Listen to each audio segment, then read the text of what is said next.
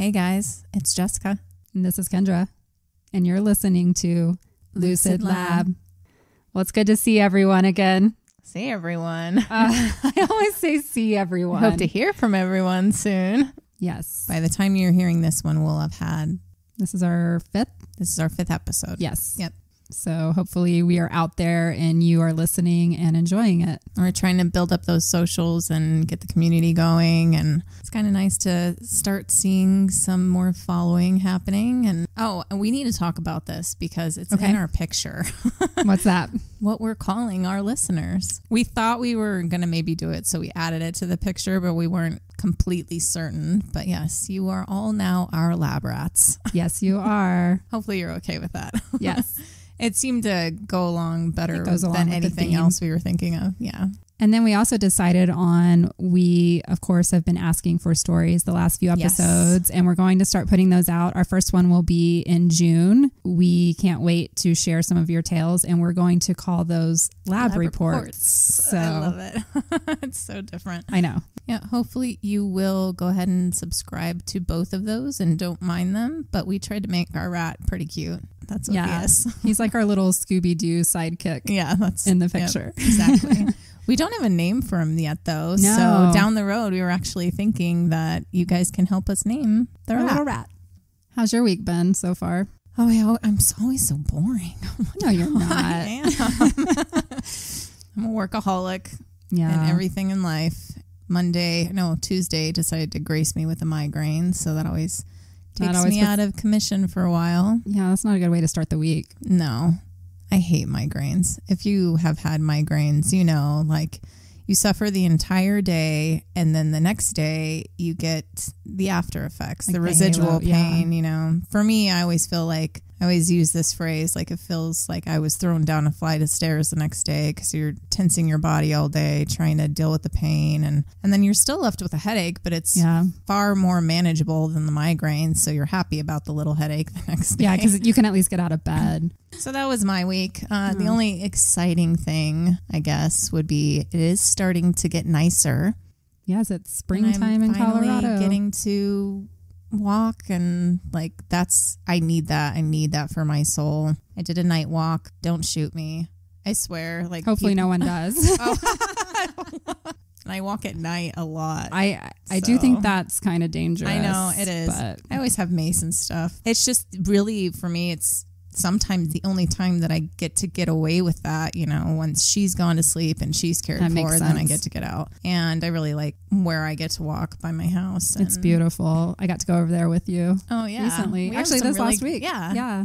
We have a lake and, you know, a lot of huge trees, and it's, you know, in the middle of suburbia, but it's still all there because it's kind of an older part of town. And I had like a 20-minute conversation with an owl, and we were just hoo-hooing at each other for a long time. I was about to say, what did he have to tell you? But I love the night animals too, you know, the owls, the bats. There's just a lot of cool stuff that you get to see at night. And it's so peaceful. It is. I'm the only one out there. We hope. I will never say where I walk. Safety first. Safety first. And I am protected. Yes. Always. Try me. I think you could take them on.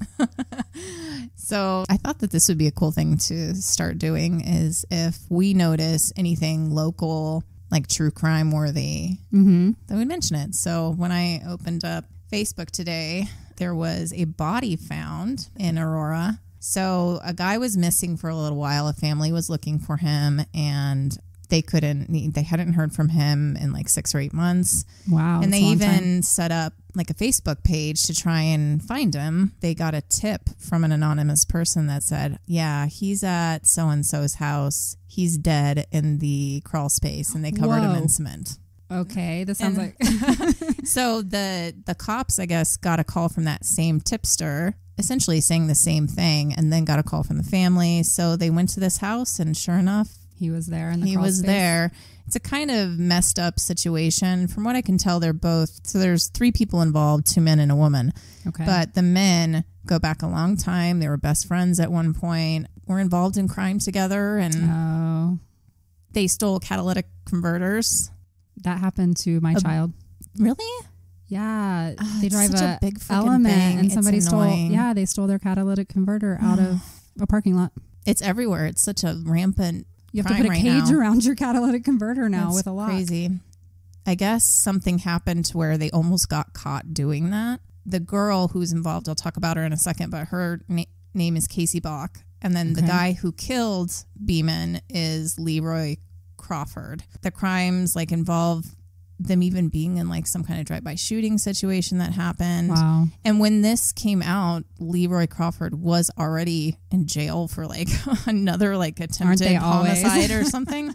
He killed him because he got paranoid thinking that his friend Beeman was like rat him out or something. Not just rat him out, but he was actually like working with the police because they both had warrants for their arrest, and one thing led to another, and he killed his best friend, and then his girlfriend or ex-wife came home and he was dead. So they decided to hide the body. Just throw him in the crawl space. Yep. That had to be a really smelly house for a while. Well, that's why they covered him in cement. Oh, does that keep? I guess so. Okay. I don't know if it actually does, but that's why they did that. Pointer to for mask those hiding a body. smell. But she, I guess, does some drugs, and she became friendly with another mom. Their kids go to school together.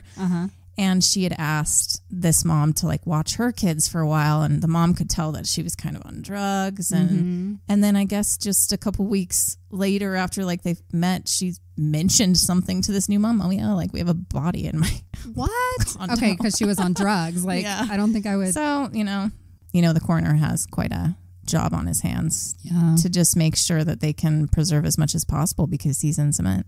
They're trying to get to it. So we'll see what happens with that one. Yeah, we'll have to follow that. That is my cool stuff. Well, how are cool. you? How was your week? My week. I've been spending a lot of time researching for the episode today and then for a future episode, but I did get out on Tuesday night to a concert. Yeah, so one of my favorite bands, I guess I was probably early 20s when I got into them, is Muse. Yep. As a teenager, I loved them. I love them. My emo... I'm still an emo. What am I talking about? But I love emo music. I love pop punk music. Like I still am secretly a 15-year-old inside. Seriously. Yep.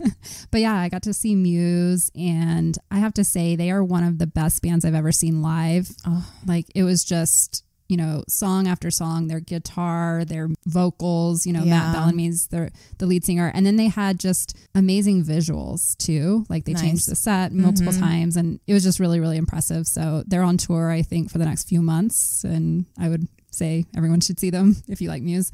I was so jealous when she told me she was going. Oh my gosh, because it was Muse and Evanescence. Oh yeah, and Evanescence opened, which was another one of my favorite bands when their first album. I don't think it was their first one, but their mainstream one called Fallen. I belted out every song on that album driving. Both in their own way unmatched, honestly. Yeah, the vocals of both of those singers. I think Evanescence, it's Amy Lee. Like her vocal range and voice is just insane, and his too. So.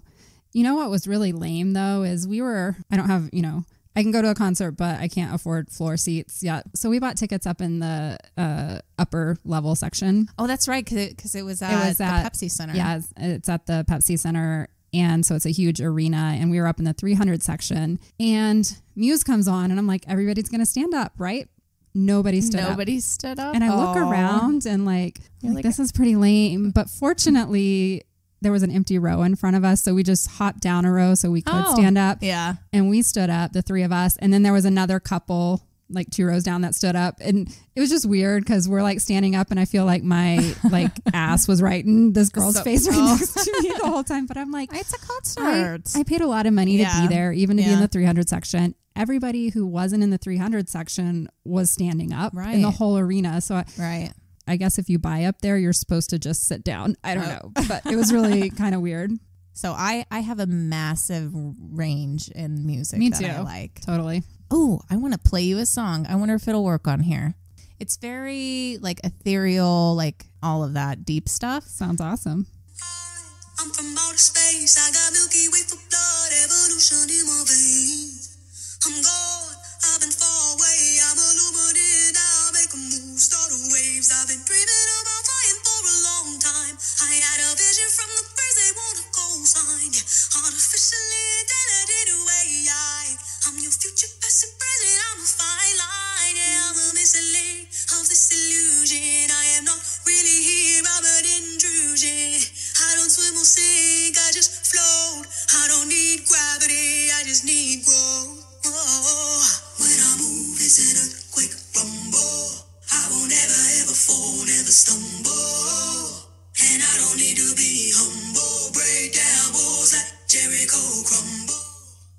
cool? That's really cool. And Nico. A Nico. It's IN period IKO. Very cool. Yeah. I love finding new music, especially like through, I find a lot through TikTok and Instagram nowadays. So I had another kind of interesting experience this week, and it was actually the night after the Muse concert. I think I had my first lucid dream. Oh yeah, that's right. And I've been waiting to hear it. Yeah, it's really dumb, but it's okay. Most of them are dumb. But I was like able to change it, if that makes sense. It was really weird. Yeah. Okay. Anyway, so I had to write it down because I forgot it, or I would have forgotten it because God knows I have enough going on in my brain. Exactly. Remember, write down your dreams. Yes. And so I wrote it on that morning because I'm like, what just happened? So I was in this wedding. Okay. This is so bizarre. And it was a wedding of my college roommate. I was in her wedding, but this was like forever ago. But it was like modern day. So we were the ages we are now. And she was getting married. And for whatever reason, the bridesmaids were supposed to be Disney princesses. Oh, who are you supposed to be? Ariel? No. So I had a Cinderella dress for some reason. Oh, okay. So they brought our dresses. We hadn't seen them ahead of time. And when she brought out our dresses, they were basically, think about like what little girls wear to bed that are like princess the pajamas? Pajamas. Oh. She gave me mine and it was like kind of indecent. Like it was too short or whatever. Yeah. And I was like, okay, I can fix this because the wedding was only like an hour away. And so then I went into the bathroom to try and make this dress. Oh, you had an actual Cinderella moment. I was getting tights on and all of this. And then I came out of the bathroom and they're like, Kendra, you're supposed to be in the wedding. And I missed the whole wedding. Oh. and at that point, I remember like being aware, like, this is so dumb. Like somehow I pulled the story back and I started it over. You rewinded it. Yeah. I helped my friend pick out actual gowns. Interesting.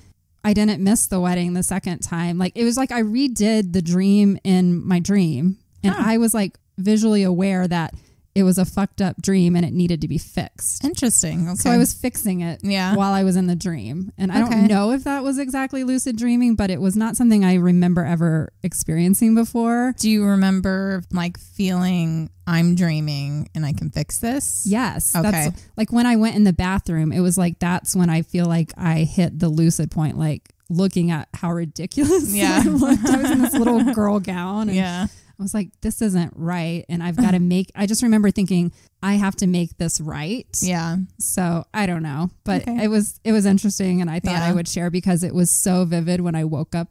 It's like, I almost wanted to go back in and like have a conversation. I almost wanted to reach out to my friend. She was my college roommate, but I haven't talked to her in years. And it was just weird. Well, I don't know why that would have come up. Maybe it's a sign that you need to. Maybe she's getting a divorce. I don't know. She has 6 kids now. So I don't think that's the case. Well, maybe her 6 kids have a full like wardrobe of Disney princess nightgowns. Maybe. Maybe you need to ask about Cinderella. So as you can see, I have really deep dreams. I do actually, but I have weird, crazy shit. So this is a great segue actually, because we are going to be talking about the human brain today. Ooh, yay. In a different way. Something that really has always intrigued me, and that's near-death experiences. And I'm really excited to hear this because I think I was telling you, like, I don't really have any experiences nor know anybody who has that I've had a conversation with about. So yeah, I want to talk about this. Me too. I have a lot. So, and we've been waiting on this one. You decided this one, like, this was one of the first ones. Yeah. When we started talking about doing this podcast, is like, you know, every one of us wonders what happens when we die. Yep. Like, I think that is a question that goes through everyone, even possibly the most, like, what's the purpose of life and what happens after we're not here anymore. And I remember even thinking this because I was 6 years old when my grandmother passed away. Mm-hmm. And I vividly remember questioning even that young. And my kids, same thing, when they were faced with like a family member passing away. That's when, as a parent, I think usually you have to answer that question for your child. And it's probably the hardest question, I'm sure. Has your daughter asked? I didn't grow up with grandparents. Sadly, mine were no longer here when I was a baby. So I don't know that relationship. I've always been really jealous of, because my daughter has that. She has a relationship with her grandparents. And that was honestly my only goal in my entire life, was to make it to a point where I could have a child so that my child knew my mom. A lot of my daughter's family, especially on her father's side, are in older age, and a couple are not well.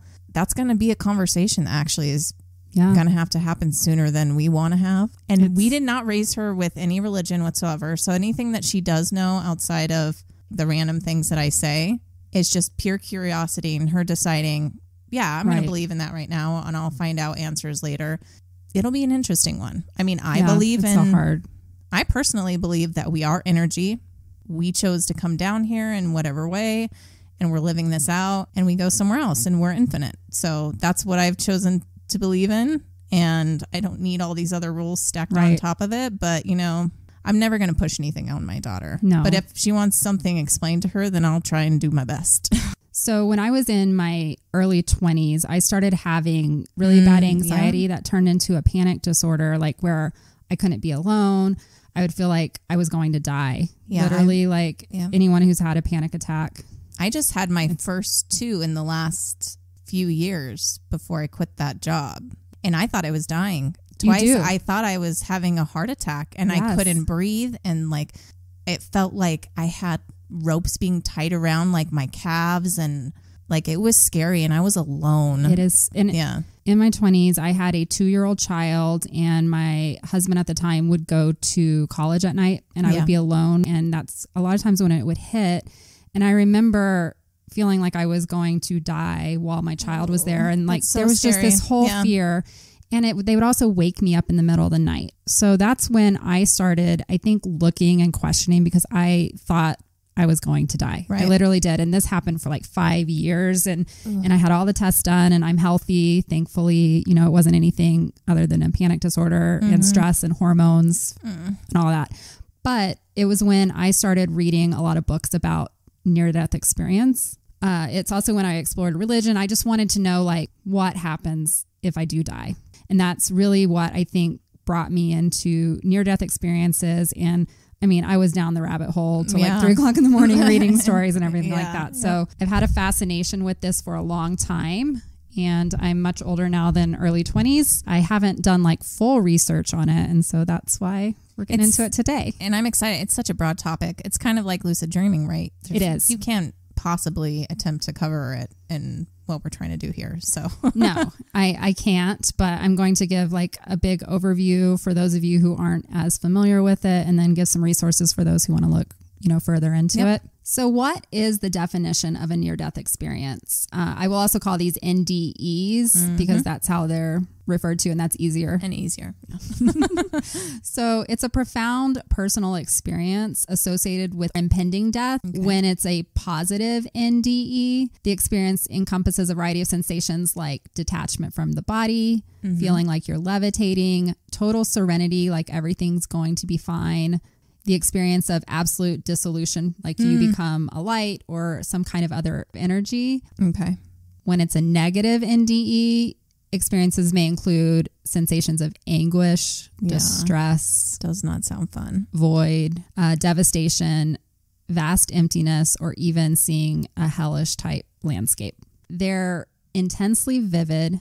They're usually life transforming for the people who experience them. They occur typically when you're under trauma. So medical devices are showing you have no brain activity. You could be in deep general anesthesia, or a lot of times these are in cardiac arrest type cases. Okay. No awareness or sensory experiences of any kind should be happening during this time, according to medical knowledge. Yeah. And yet these people are coming back once they're saved and telling these vivid experiences. It's so crazy. It's really crazy.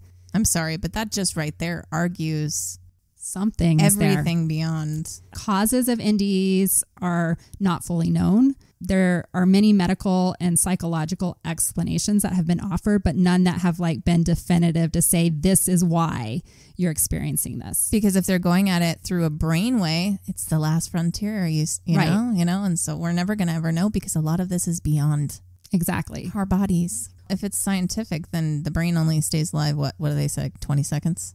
I'm talking about decapitation. I don't know why. I heard that recently. People don't come back from decapitation, No, so I know we don't that. have any of I'm just talking if we're talking about science. Yes. Yeah. It like lives for like a certain amount of time after. After your heart stops, your brain does keep going for, I think it's 20 to 30 seconds.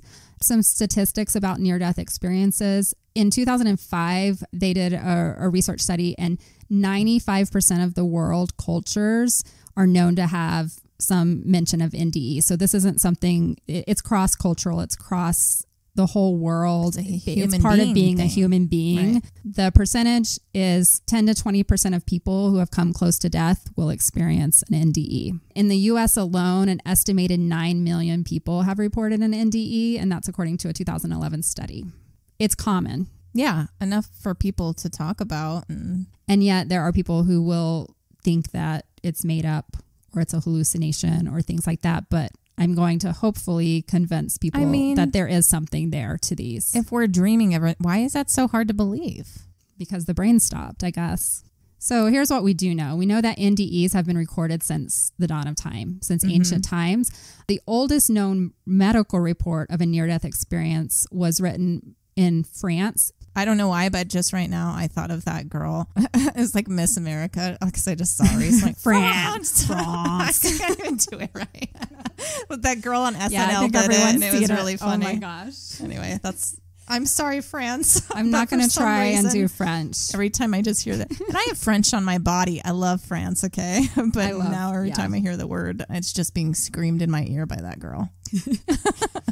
So the first time it was documented was an 18th century French military doctor, and he wrote a book about it, and it was called, I'm not going to say this in French, but it basically, it wasn't called near-death experience. It was called experience of imminent death. And it was proposed by him, and it was based on stories from mountain climbers. Those that would fall would have a panoramic view of their life. And it was happening so much that he was like, I want to study this from a medical perspective. And he wrote a book about it. I mean, think about it. Falling to your death. And having a whole life review. Well, they didn't die. They survived. But they're falling to their death. You have like 2 seconds to get shit straight, you know? Yeah. That's crazy. That's almost like rushing you into an NDE. Exactly. And interestingly enough, another study was in 1892, and it was also from observations of workers falling from scaffolds, because think back then they were building the big buildings and they were just on these little wooden beams. So scary. Also from war soldiers, so soldiers who had or were succumbing to their injuries and they had near-death experience. And this was the first time the phenomenon was described as a clinical syndrome. Syndrome. So they hadn't quite said it was definitively something, but they were like, that just this sounds is happening weird. Often enough. A syndrome. Yeah. Sorry. And then, because we always like to bring up the Mormons, in the early 19th century, the Church of the Latter-day Saints actually did a private study. Oh. Because they wanted to learn more about this near-death phenomenon. But I didn't find a lot of details on that. No, they're secretive. Yes. So the term near-death experience was coined by Raymond Moody in 1975, and he's one of the first big scientists in America that really started researching near-death experiences. You know, the 70s. I swear, we've been talking about the 70s a lot lately. We have. That was a time. A lot of things happened in the 70s. Exactly. He actually wrote this book. He was a med school student and he was working in the ER at the time, and he kept coming into contact with people who had almost died and they were able to resuscitate, and he kept hearing so many stories from these people, and he was like, this is so common. I need to understand what's happening. We have so much reference to all of this now through movies, and it's not hard to imagine what's happening, and we've been talking about it forever. I know. But that's so weird that it was just most recently, like, truly started to get to be studied in the 70s. Yeah, and I'll go into this more. There is also a very famous doctor. His name is Bruce Grayson, and he has continued on with Moody's work over the years, and it's still being done today. Anytime you have a close brush with death, it reminds everyone of the fragility of life and what we know. A lot of people who experience near-death experiences have a really hard time coming back to normal life. It feels very intense when they come back from it. and it takes them a while. Some of them have post-traumatic stress, even if it's positive, just because they don't know how they fit back into the regular like material world. I mean, is it similar to like having a spiritual awakening or like I think going on drugs similar. and stuff, and it's just hard to deal with the mundane day to day? So the difference is, and a lot of people will say that you can have a similar, you know, what seems like a near-death experience on psychedelics. Okay. The difference between like a psychedelic trip or even a spiritual awakening is that they are able to recall it in a much more detailed fashion than people who have had a trip or spiritual awakening. Yeah, it seems more vivid, and that makes sense. And it lasts decades. Like they have interviewed people years and years after, and the details never change. That's true, because an awakening is not like just to touch that for a second. For me, it was like waking up one day and everything was different. Everything was much more vivid. Just everything changed, but it's not something that I could bottle up and keep forever. Everything ends up losing its sparkle still, because it's something you got to work at. But I remember just this drastic change. But it's not this, what it sounds like with an NDE, where it's this entire experience that they just actually are constantly living with. Right. So what actually happens during a near-death experience? Based on studies and stories collected from across countries and culture, it has been found that in general, the same basic elements occur all over the world. So while near-death experiences interpretations can be influenced by your religious, your social, or your cultural background, the core elements appear to be universal. In fact, some of these core elements have even been reported by children, and children are at an age that they should not be influenced by culture or religion. Yeah, like we were talking about dreaming. So that kind of proves that this is something that transcends those borders. Right. So NDEs have been with us all times and all cultures and all people, young and old, devout and skeptical. Yeah. It reminds us that although people on earth may be different in many ways, we all share in the same spiritual experience. It's amazing to think that no matter what country we may call home here on earth, perhaps our real home is in the unearthly realm consistently described by near-death experiencers around the world.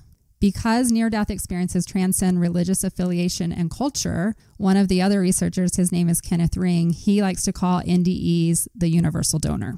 So what comes along with an NDE, and how do they classify what is truly a near-death experience? And not all of these occur in every time, but it's something that they know is associated with near-death experiences no matter what. Okay. So one of those is a feeling you feel very comfortable and free of pain. And many times you have a sensation. Number two, you have a sensation of leaving your body. You're sometimes able to see your physical body below while floating above it. So an example of a woman who had heart failure and she clinically died. She said, I rose up and I was a few feet up looking down on my body. I was there with people working on me, trying to save me. She said, I had no fear. I had no pain. She's like, I just felt peaceful. And I had a perfect sense of contentment while I watched. Oh, that's good. So I like that, right? Yeah, I'm like, if this is going to happen, it's like. So number three is your mind is functioning more clearly and more rapidly than usual. So I have an example here, a man who passed away medically. Okay. So he was in an operating table being worked on. And he said all of a sudden he came out of his body, and he said his brain felt like it was just like working faster than ever. And so he decided to test it because he like felt like he was this sensory computer or whatever.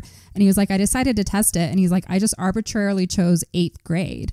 All of a sudden, everything from 8th grade and every single detail, he's like the sharpness, the vividness of these memories, he said they just overwhelmed him. Like he could remember in this short amount of time every single thing that happened to him that year in 8th grade. And he was just like, I don't understand how I could have pulled all of this. Memories he would never have known any other time. So you're dying on a surgery table. And you go to 8th grade. You decide to go to 8th grade. I thought that was funny too. That's why I put it in here. He's like, I can remember anything. He's like, I've practiced this 10 times. And this time I went to 8th grade.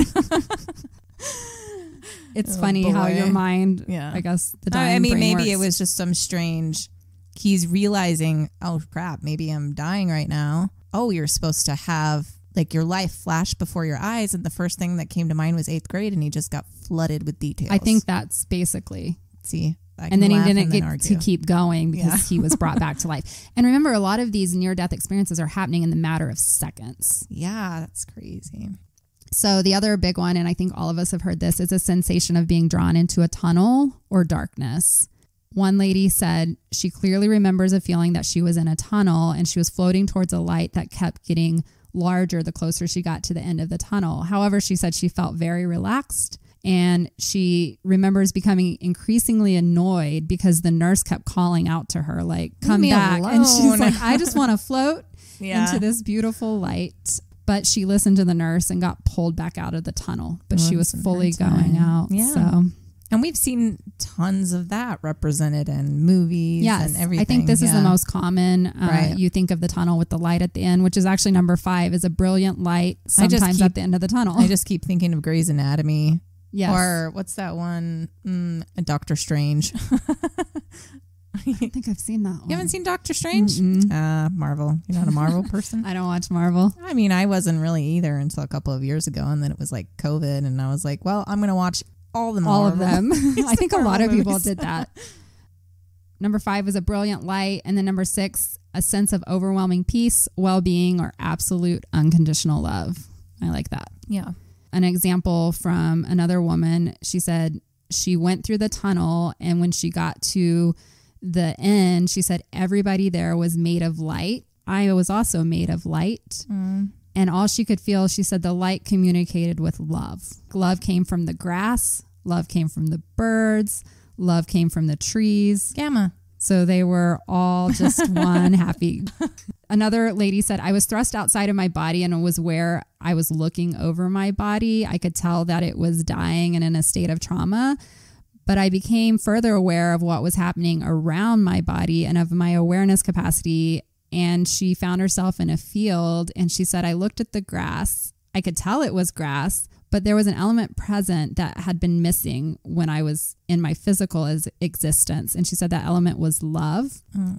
She said the grass was me and I was the grass. Oh, see, look at that shit. And she said, I looked at the trees and they were aware of me. And she said they were just exuding love and acceptance for who I was. A frickin' tree. And go ground your feet in the grass. I have to say, in doing this research, it's made me look very differently at like my houseplants and trees and animals. That's why I have to go walking. Once you had an awakening, everything is different. And I mean that. There's a reason different. You feel better out in nature. Yeah. Because you just do. They because love it us. Is love. The grass and the trees. All the animals and the trees and the grass. As hokey as that sounds, like I saw this and I read probably over 100 stories. It's not hokey. It's beautiful. It's woo. It's woo. We're going to get more and more woo. It is pretty crazy. Number 7 is a sense of having access to unlimited knowledge. Or number 8, you get a preview of future events yet to come. So there was one man who had an NDE, and he said, I understood the origin of the cosmos. He said, I saw evolution. He saw how everything and everyone evolves and develops together. He said he knew and understood all about mathematics, electronics, physics, DNA, atoms. So I need to go have an NDE. But not everybody gets this. This just happened to be him. Dang it. He said, I saw where evolution is headed and what its ultimate goal is. And I realized that Did he tell anybody? Well, yeah. Okay. Well, he didn't tell it. But he said, I realized that this grand scheme this grand scheme not only involves me, but everything and everybody, every human being, every soul, every animal, every cell, every blade of grass, the earth, and every other planet, the universe, the cosmos, the light. He said, everything is connected and everything is one. I want to come back from that one. That sounds like a pretty cool. I don't know how would you. I don't know how he that lived kind of, after that. That's what I'm saying. I don't know how you could experience that and then it be capable to be in a human body after that. I think that's why a lot of people struggle. Wouldn't you just combust? I don't know. Just blow up. So another one, I really liked this story. This woman passed away and she said, I saw a tiny flower growing out of the crack in the sidewalk. And she bent down and she cupped the flower and she gave it her full unconditional love and attention. And she realized as she was doing this that it was actually a story from her life review. And she realized in that moment, going through her life review, that this was the number one most important thing she'd ever done in her life. The reason was because it was the moment she expressed her love in the greatest and purest and unconditional manner. To the flower in the sidewalk. And she was probably like a little girl. Probably. She just bent down, but she loved that flower so much and told it. Yeah. And she was in her 30s when she had her NDE. That's what it comes down to, is LOVE. It really is. It really is. Every single one of these. I mean, outside of the negative ones, which we'll go to, but all of the positive ones. I mean, it is a review, right? Yes. So maybe for some people, they're meant to, I don't know, do something else with their life or like accomplish something else. And like they're going down the wrong path, and some higher, like that's the only way to turn them around. And, you know. So life review is another characteristic. So that's number 9, is that you have a life review or you recall important events in the past. So 8th grade was important. I had another one. This guy said, many events in my life I experienced, but not from how I remembered them. So when he was having his life review, he didn't see it from his memories. He said he actually saw it from the perspective of the people, the animals, and the environment, and how they experienced it and what his actions were. Ooh. So he said the times he'd made others happy, he felt them be happy. But if he made someone sad, he felt their sadness. And he said he came back realizing it's apparent that every single word, thought, action affects everything around us. And he said the entire universe. He's like, we need to focus on trees, plants, and animals. Seriously. Like, I can't tell you how many stories I read about this. And think of this makes me sad about the things that we do to the earth. When we were coming here today, I'm like, Kendra, I have nothing to talk about. I had a migraine, but then I was like, you know what? But I went on a walk, but no one wants to hear that I talked to an owl for 2 hours or 20 minutes. You're going to see that in your life review. That's the thing, though. Those are the times when I am just one with everything on my walks. And you'll realize that I love everything, every bug. I don't know. People can't stand me sometimes. Like, I save everything. Yeah. Like, I used to be scared of spiders when I was younger. And I mean, yeah, sometimes you see one, they'll still give me the heebie-jeebies, but I save them all. If they're in my space and I don't want to share my space with them, over the last decade that I just decided they're just living sweet little things. Have you ever seen a picture of a spider zoomed in, like big time? Oh, they're cute. They have little smiles. Especially the jumping spiders.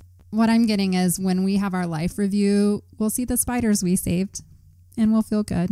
What about all the ones I did bad things to before? We're going to feel that too, potentially. Yeah. I don't know if I can be forgiven for those. But I grew up where you just smash things. I did too. And so it took me becoming an adult and being like, that's really mean. And now if a bug accidentally gets killed by me somehow, I feel bad. It affects me. Mm-hmm, me too. Like for half the day. I have a really hard time accepting mosquitoes, so I'll work on it. They have a purpose in life too. I was trying to have something to say about that. Everything that I read about the life review came down to, even though you would feel the bad things that you had done, the people who had the positive would still feel embraced by the light around them. And it wasn't done in a judgmental way. So I think, growing up in Christian theology, a lot of times it was like, you will have a life review. I mean, that was taught to me growing up, but it sounded like scary. Like they're going to point out every time you sin. Seriously. And you're going to feel really bad. And from near-death experiences, it's not like that. It's more like, this is what happened. This is where you did good. This is where you could have done better. And look how you made this person feel. And you're like, oh, that's so sad. I don't want to make someone feel that way, but they felt embraced and loved by whoever was reviewing it with them. Right. Which is mostly described as beings of light. I love these beings of light. So the final common theme that is seen in near-death experiences is encounters with deceased loved ones. Mm-hmm. Or you might also see other beings that could be identified as religious figures. This is where the cultural aspects could come in. So, in America, most people are Christians. So a lot of near-death experiences, they would say that they saw Jesus. Okay. Or God-like figures or angels or things like that. Yeah. In other cultures, they might see things that are more relevant to their religion. And what they've seen, I'm assuming. So that would argue some things. Like, you know, people always have their own image of what Jesus looked like. True. And that's argued. So what you see then is influenced your religious background or whatever. What they consider God or a Jesus-like creature, it's not the long flowing, you know, white man that we've all come accustomed to if you grow up in the Christian religion. It's a being of light, but they feel like it's Jesus. That's like how they describe it. Knowing. Exactly. Okay. It's not that they see something that they've been told. I was about to argue with the other side now. Yeah. So I guess, I should put it that way. They would describe that person was God or Jesus or whoever, you know, they culturally believe in. It was a knowing. And because there was a being talking to them. Okay. They assume it was Jesus or God. So I have an example here. So this woman said, during my near-death experience, she had gone through cardiac arrest. She said, I saw both my dead grandmother and a man who looked at me lovingly, but whom I didn't know. Oh, another ancestor. Over 10 years later, my mother confided to me on her deathbed that I had been born from an affair. Oh. My biological father was a Jewish man who had been deported and killed in World War II. My mother showed me a photo. Yeah. The unfamiliar man I had seen more than 10 years earlier during my near-death experience turned out to be my father. Oh. I thought that was really sweet. I know. Yeah. And this is common in children, especially who have gone through NDEs. They come back and describe seeing adults that they did not know. Yeah. The other one that I love in a lot of these stories is they're greeted by their pets from childhood. I'm greeted by my doggy and my kitty and lucid dreaming, you know. The other thing when I was reading, they say with children having near-death experiences, it is very common for them to be greeted by animals, and not necessarily animals they know. Like it could be little bunnies. It's something to invite them. I feel like when we pass over, the other side knows what we need. And that's why all of these experiences are so custom to the person experiencing it. Yeah. So now that we've talked about all of the light and love and the positive experiences, we have to go to the darker side. So can't have light without dark. That's true. So while the majority of near-death experiences reported over the past 40-something years have been described as pleasant, there is also the other side of it. Almost unnoticed in all of the talk about the euphoria and everything in NDEs, there are some that are not as affirming and some that are actually deeply disturbing. Few people that have negative NDEs are as forthcoming about the events. They don't want to share it openly as those who come back from a positive near-death experience. Well, they don't want to relive it. No, it's traumatic. Typically, when they come back, somebody from an NDE that was positive, when they're still in the hospital, they want to tell everybody about it. Others will not. And so there's been conversations about how to, doctors and nurses help people through the negative NDEs because they come back and they're more withdrawn, right? Almost depressed, or they feel stressed out. And shouldn't that be even more proof then? I think so. That these actually exist. That these exist, that they don't even want to talk about it, what they experienced. Distressing NDEs, they lack two common elements that we see in the pleasant side. So they don't have a positive emotional tone, and they don't come back with, so most people, I haven't got into the after effects yet, but most people, when they come back from a positive near-death experience, they lose their fear of death. People coming back from distressing NDEs are actually more afraid of death. There's no way to predict who will have a negative versus positive NDE. So there's no evidence that supports the conventional assumption would be that so-called good people would have positive NDEs and so-called bad people would have distressing ones. But we've seen people who are saints, in life that have done everything right will have a disturbing NDE. Quote unquote, done everything right. But then there's been felons, that are convicted of doing horrible acts that have had near-death experiences that are positive. Depending on what you believe in, like some would say, no, you're going to go to hell or whatnot. Right.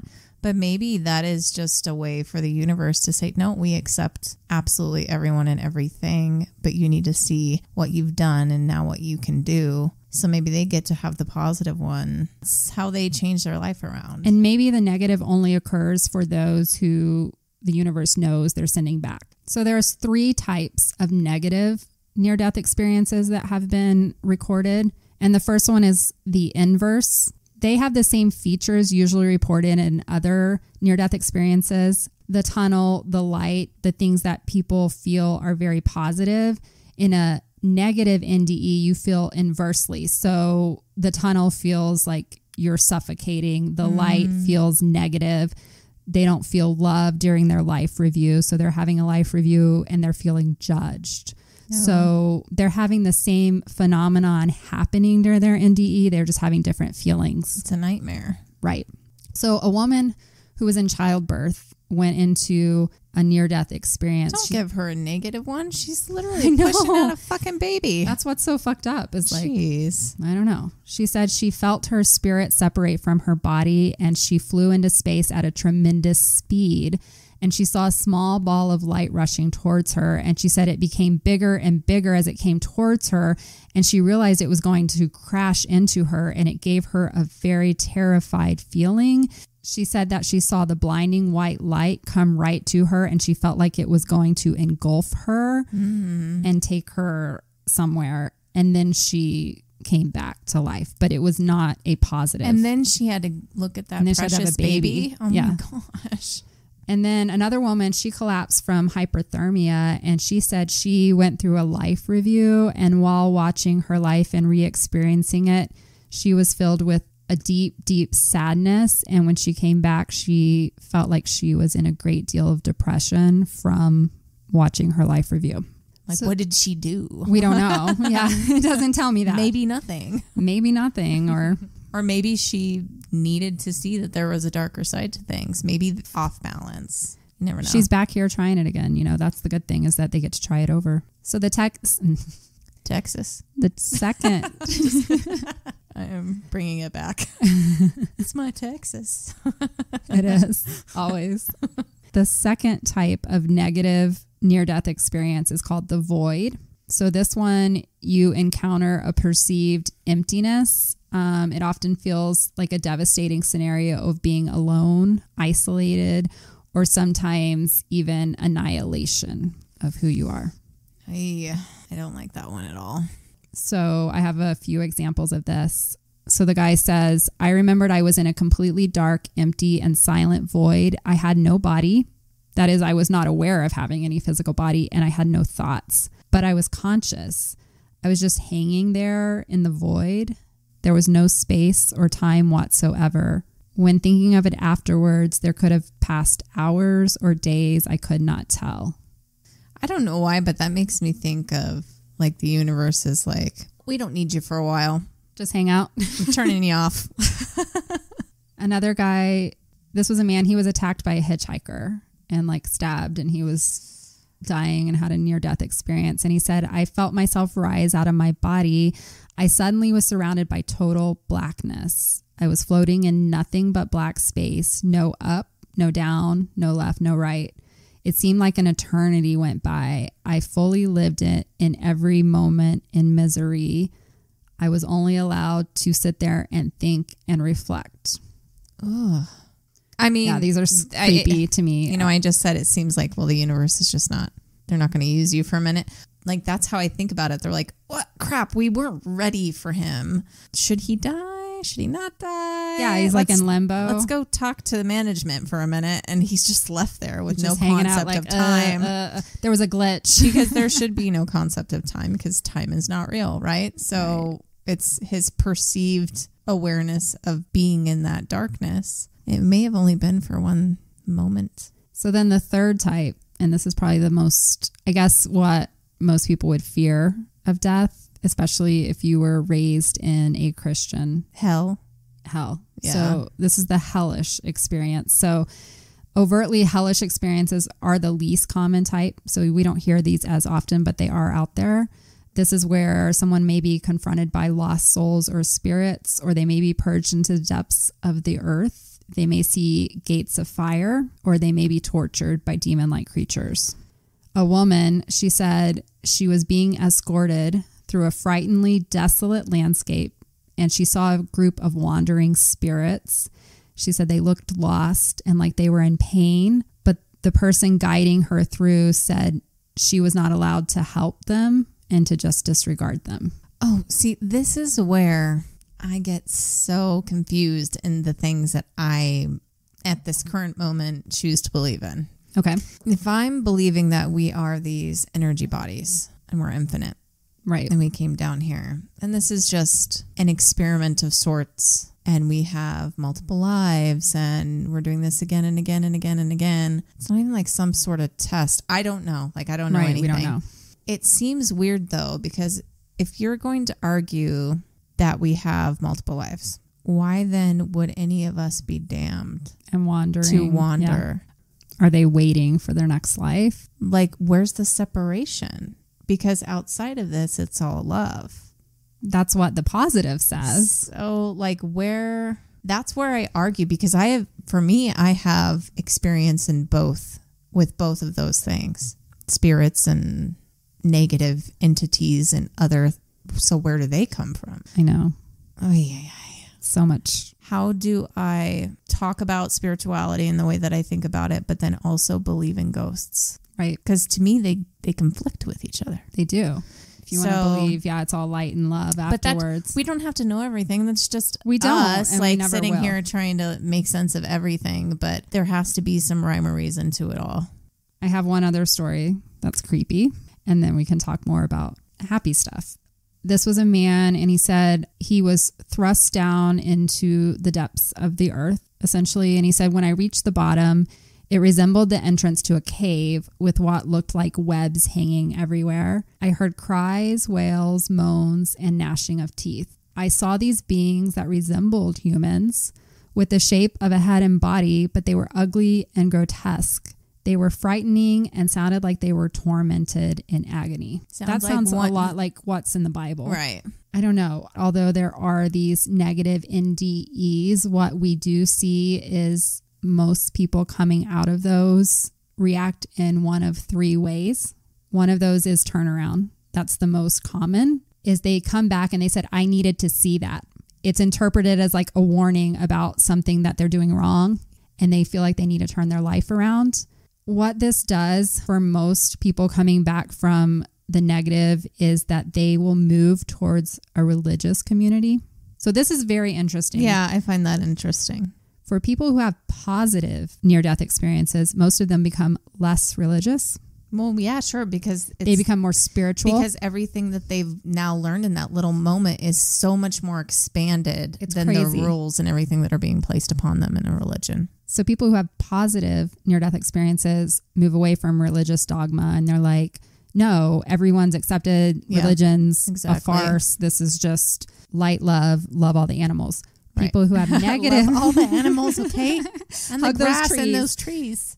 And the clouds. And then negative NDEs, it's like they're looking for a way to make sense of it, and they will turn towards that more dogmatic religious that tells them if you do A, B, C, you will not be tormented. Some kind of redemption. So maybe they have to go through some structured way of what they feel is being good or doing the right things, but then maybe they'll then have another epiphany. Maybe they can move past that and go into the more expanded vision beyond religion. They have a fear of the afterlife. They believe that hell exists. If hell exists, it's just a moment. That's how I'm going to see it. You can't stay there forever. It's not fair. I mean, right. Sorry. I mean, we're going to talk about a lot of bad people on here. Right. But that's them in this lifetime. Maybe there's someone completely different in another lifetime. What's so sad is sometimes the redemption status. Right. We don't know. Is it just their souls evolving through all the different stages? That's essentially the theory, right? We come down here again and again and again until we get better and better. And I don't think every single person or every single life has the exact same goal of what they need to achieve before they're done coming down here for lives. Or maybe they take a break for 2 millennia or whatever, and they're like, send me back down again. So another after effect of negative near-death experiences, some of them will use something they call reductionism. So they try to just discount it and say, oh, it was only a nightmare. It's almost like a defense tactic because that's how they can rationalize it in their mind. That allows them to say, this didn't mean that much. It was just my brain shutting down. I was going through a scary moment. I was about to die. It was all They'll be like, anxiety. oh, it was the anesthesia. Yeah. And so then they don't have to accept what happened to them. I might do that. Might be easier. The other group, they call them the long haul. These are the people who are like, what did I do to deserve this? They're dissecting it. They're kind of like, they become nihilists in a way. They're like, why does it matter? You know, I wasn't that bad of a person. You know, you think of someone who had a negative NDE and they're like, I didn't kill anybody. I was just a normal person doing the same thing that everybody else does. Why was I subjected to hell? You know, what does it matter? I don't need to go to church. I don't need to do good. I don't need to do bad. It doesn't matter. We're all going to end up in hell. Kind of. Oh. It's almost like a spiral, a downward spiral. Like this is the good part. Right. This group is the one that feels haunted by their NDE. They are the ones that end up in a lot of therapy. They can't sleep. They ask for medications. They usually reject the idea of religion. They reject God. So they just feel hopeless. And that would be a really sad way to take the NDE. So now that we've talked about what happens during a near-death experience, whether it's positive or negative, I now want to talk about the evidence that these actually happen, because similar to people coming back and saying they were abducted by aliens or they saw Bigfoot or they saw a ghost, there are always the skeptics. Yeah. And there are a lot of skeptics around near-death experiences. Once again, people think that perhaps it was a hallucination or a dream, or people are just making it up for attention. Like those are the kinds of naysayers that are out there for near-death experiences as well. We're so easy to write people off. It is so sad how quickly we will dismiss people and call them crazy. Even if you've had a similar experience, you are quick to dismiss someone having just a similar experience to you, because in a weird way, you feel like that was set aside for you alone. Yeah. And so you'll discredit someone else for experiencing the same thing. And I'm saying that because I've done that. We all have. You know, I've had a moment where I was like, wow, that was a really, really special thing for me. And then someone this that I was maybe this person that I was maybe in conflict also had a special thing like that. And I was confused. I'm like, well, why does this person who's hurt me get this special thing too? Right. And I've had a lot to go through and like grow through in my life. Yes. And, you know, we are quick to discredit people, but everybody deserves compassion and deserves to be heard. Don't dismiss people. Listen to their stories. So I want to go through how we look for evidence to prove that near-death experiences have to be real. In 1998, there was a website called the Near-Death Experience Research Foundation that was established. And I actually visited this. I got a lot of stories from here. But what it did is NDERF website. NDERF. I keep thinking Nerf guns every time I look at it. I know. That's what I thought too. I had to spell it out in my head. So this was established as a public service. It was the first time that a large-scale study across the world was started out so that we could collect stories. This is a forum where anyone can send in stories. Right now, there are over 5,400 accounts published to their website. They review these and they use multiple lines of evidence, which is what I want to go through now, to come to the conclusion that this was a real experience. Or not, yeah. Mm-hmm. So one of the questions that they did during their research is they asked over 1,100 experiencers of near death, how do you feel currently about the reality of your experience? So typically, like when you ask someone who's been on like a drug trip or something like that, they know that it wasn't real. Like they know that it was while they were in this drug-induced state or whatever. With those who have had near-death experiences, out of the 1,100 people they interviewed, 96% of them said this experience was definitely real. Like it was realer than real. We'll go into that. Like this was not a dream. I've had dreams. I've had vivid dreams. I've had psychedelic trips. This is something completely different. Right. Stop making this seem like it's a goal. I know. I want to die. No.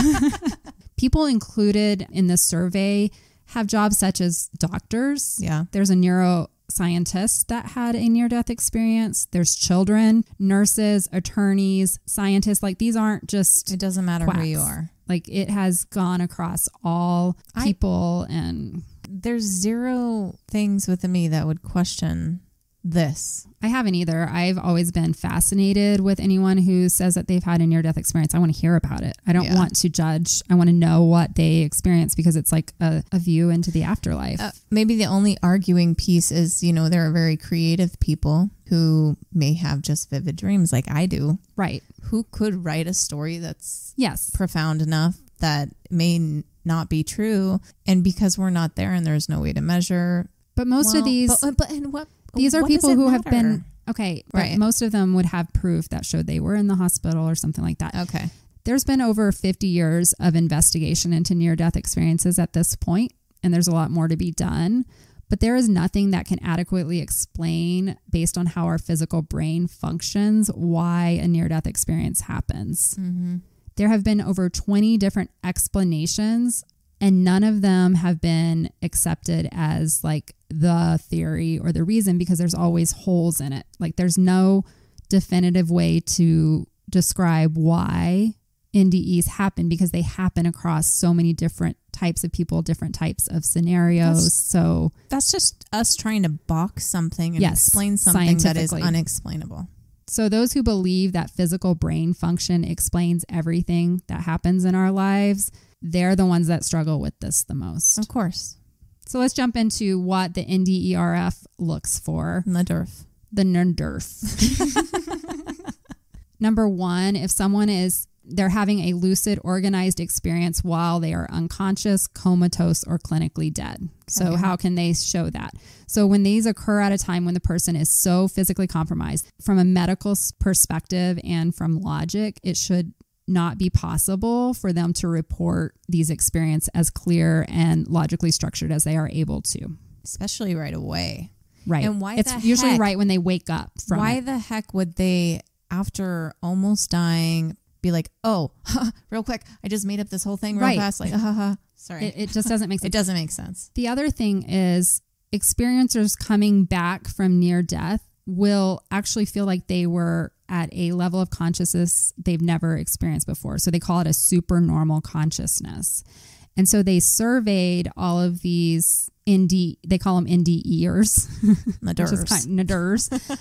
All of them said they felt more consciousness and alertness than normal life when they were experiencing this. So they did try to scientifically study this, near-death experiences that occur in cardiac arrest. They found that 10 to 20 seconds following cardiac arrest, the EEG, I think is what they use, the measurements, they find no significant brain electrical activity. And yet that is usually the time that near-death experiences are reported. Typically, if you are in that kind of state, a lot of people will report amnesic experiences. Like think about if you're in a car wreck or something like that. Most people don't remember that. So the fact that these cardiac arrest patients are waking up and remembering this right away doesn't seem to make sense either, and in such vivid detail. You have no brain waves. Number two, that they look for evidence of someone going to a location that is not where their physical body was while unconscious. And these, to me, are some of the most interesting stories. As we discussed earlier, a common characteristic of an NDE is you come out of your body. What's most intriguing is that when they come out of their body, they are able to hear conversations or relay things that were happening that there's no way they would have known. And so I want to give an example. So I talked about Dr. Bruce Grayson earlier. He was in the middle of doing his residency and he had a suicide patient come in. Like she had attempted suicide. She had taken a bunch of pills and she was completely unconscious. He was called to work on her or to come check on her while he was eating spaghetti. And when the call came through, it was actually a pager because this was back in the 70s. The pager went off. He was eating spaghetti and like it went on his tie. And he was like, oh shit, I don't have time to change because he's trying to look professional. So he just put a white coat over. He went and checked on the patient. Okay. She was completely unconscious. And they said her roommate is out in the waiting room. And he's like, I'm going to go talk to her roommate because her roommate's the one that brought her in. Oh, she saw the spaghetti sauce. Just wait. Okay, sorry. So he goes out to talk to her roommate and he takes his coat off to go out and talk to her roommate. So yes, his tie would be there with the spaghetti stain. Right. And he's out there asking her, you know, all the questions, what happened, blah, blah, blah. He goes home for the night and then he comes back the next day and they're like, she's awake and he goes in to check on her. And exactly what you said, she brings it up. And she said, I know you. And he was like, I don't know how you would know me. She's like, you were the one talking to my roommate last night in the waiting room.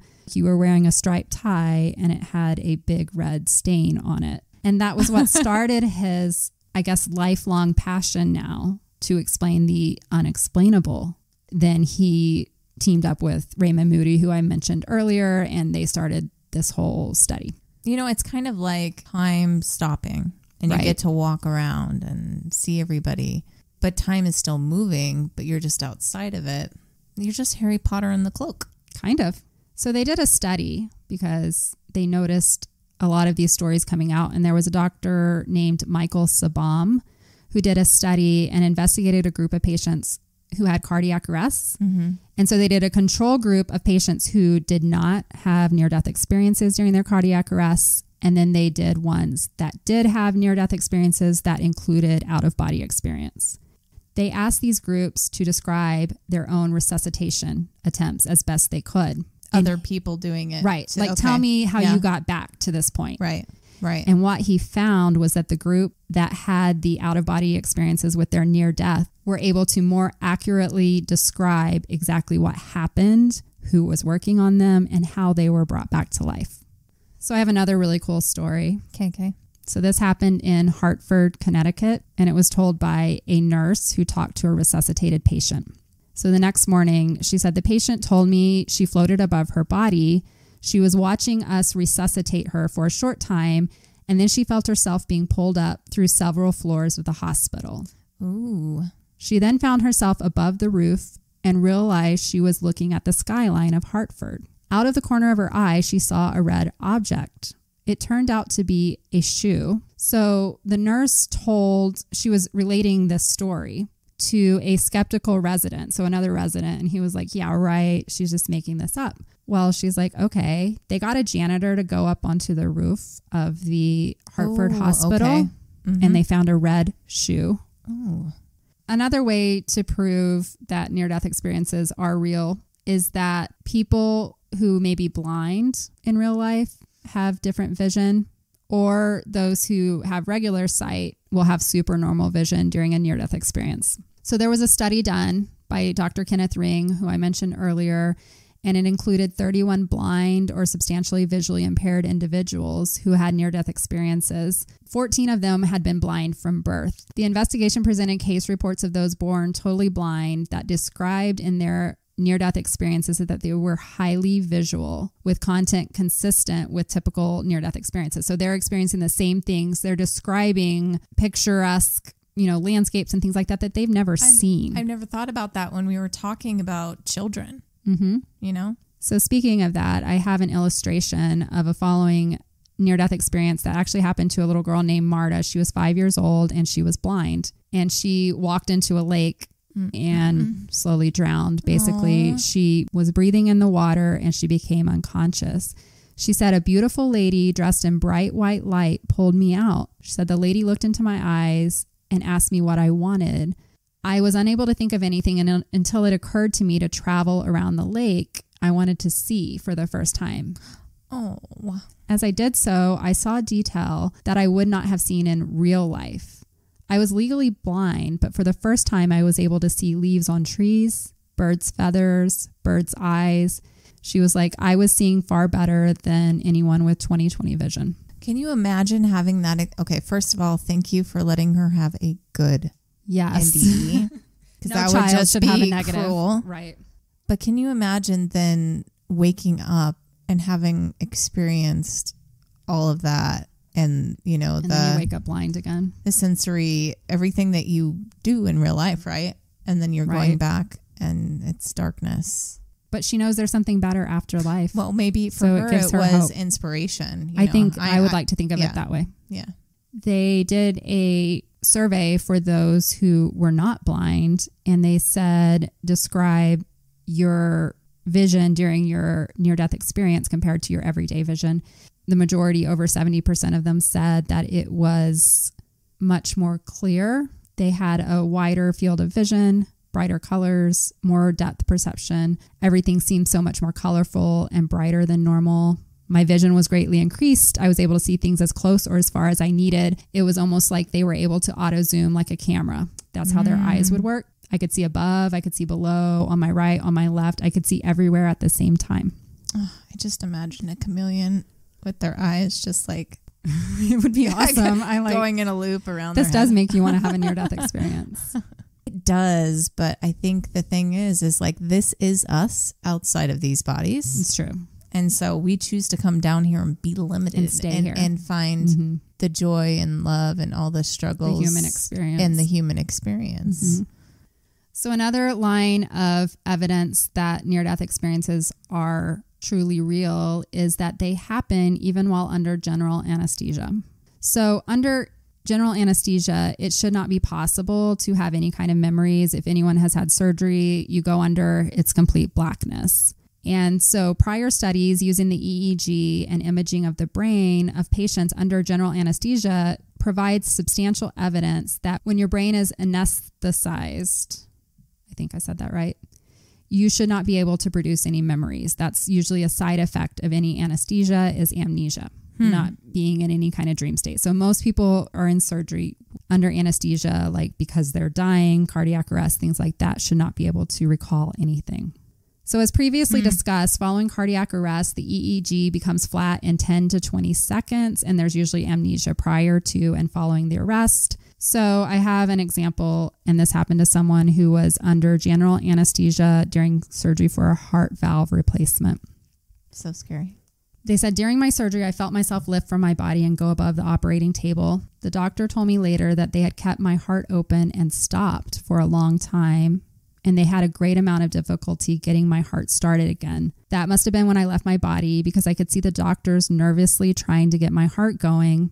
It was strange to be so detached from my physical body. I was curious about what they were doing, but I wasn't concerned.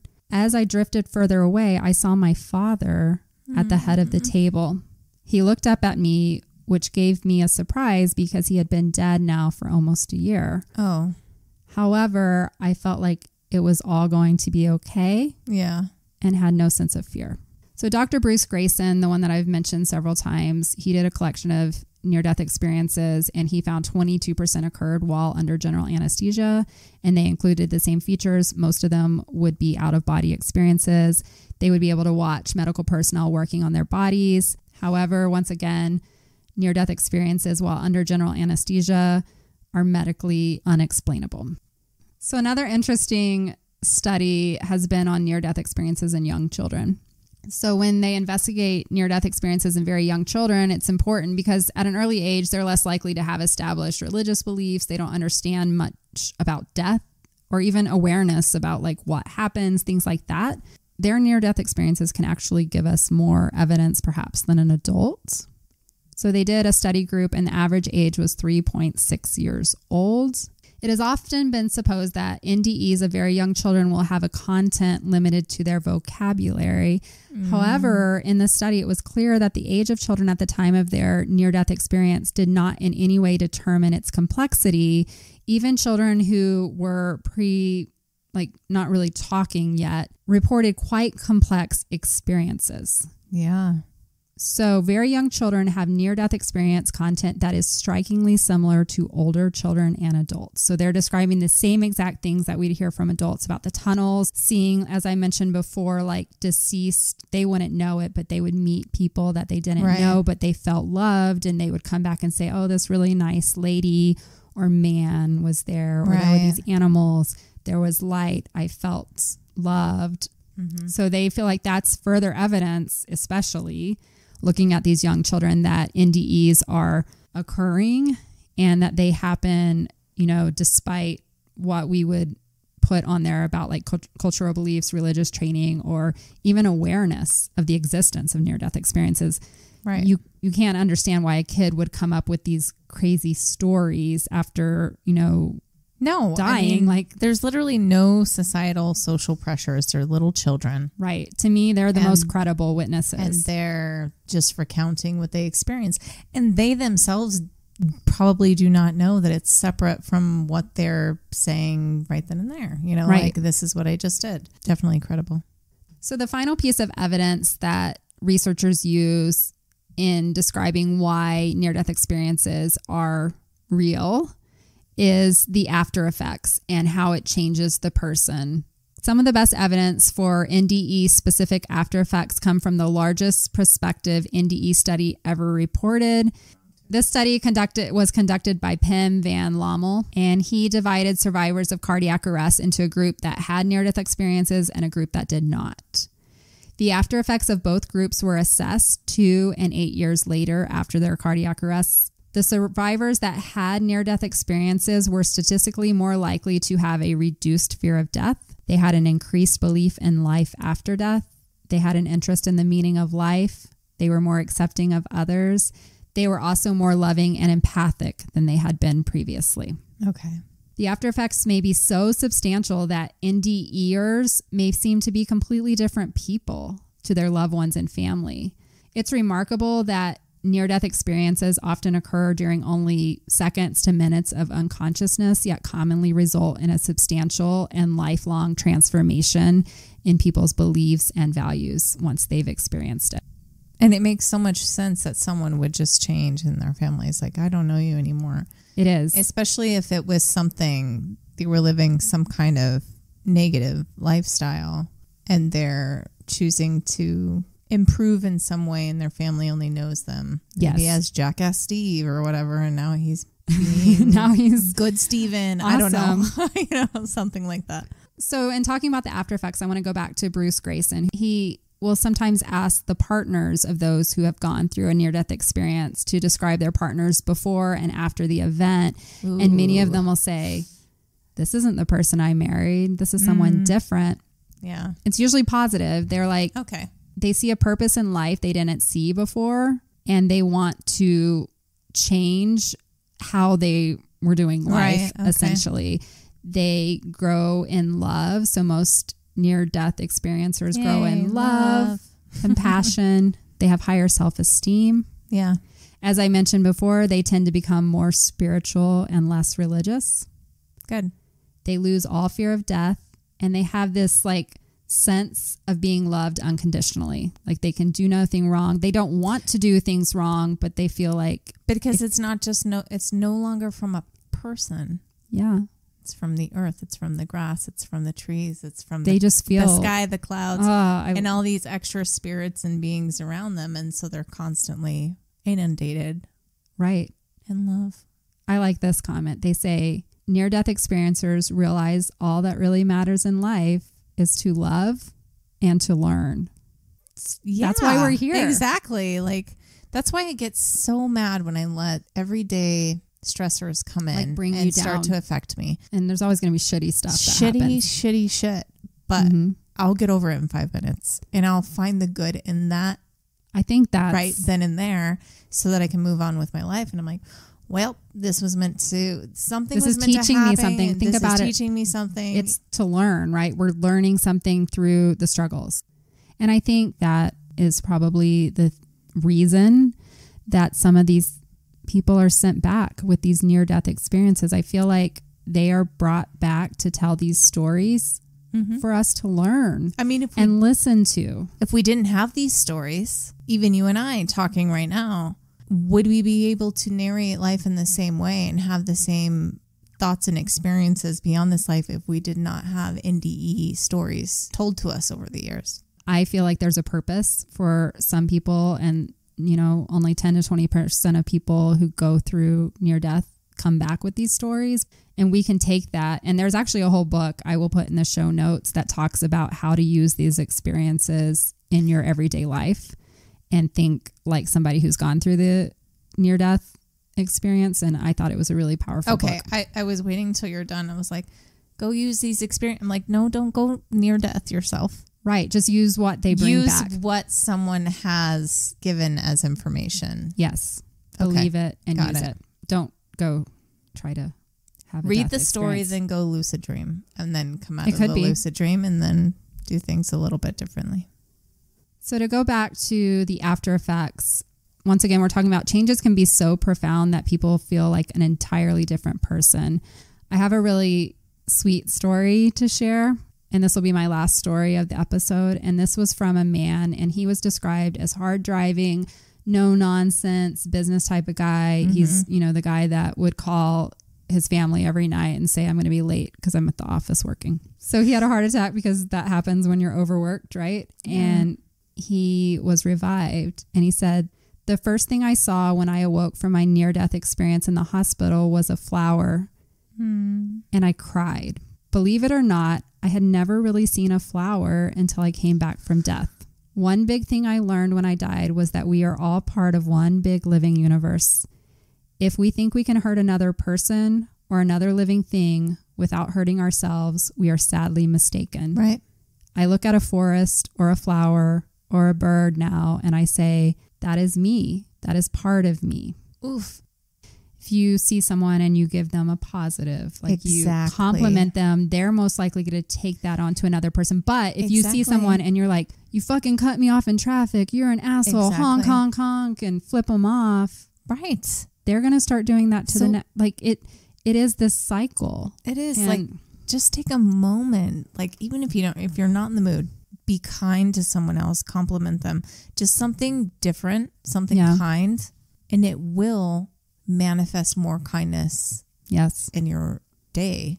And if you can just start to do those things, you'll start to see like how much positivity you're putting into the world just by these tiny fucking little things. And we need that more than ever right now. That was my takeaway from near-death experiences. To me, it is, like you said, it's just be kind, think about others, think about everything, not just people.